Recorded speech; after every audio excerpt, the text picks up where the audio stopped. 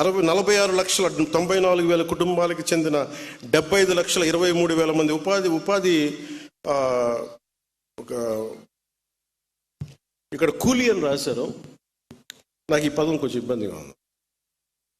అంటే బేసిక్ అసలు ఇంగ్లీష్ నేను అనేది శ్రామికులు అనే పడదాం, లేదంటే దీనికి ఒక పదం పట్టుకుందాం. దీనికి అంటే గ్రామ వికాస నరేగా శ్రామికులు అనే పదం నాకు ఇష్టంగా అనిపిస్తుంది. పల్లెల్ని నిర్మించే కార్మికులు, లేదంటే గౌరవం ఇవ్వాలి, అంతేగాని ఏదో ఉపాధి మన కూలీ ఇస్తున్నాం డబ్బులు వెళ్ళిపోయిన అలా ఉంది. అందుకని దయచేసి దీన్ని ఒకసారి, ఎందుకంటే పిఆర్ డిపార్ట్మెంట్లో లేదంటే న్యూస్ పేపర్స్లో అన్నిటి కూడా ఉపాధి హామీ కూలీ అంటే కూలీ అనే పదం బ్రిటిష్ వాళ్ళ నుంచి వచ్చింది.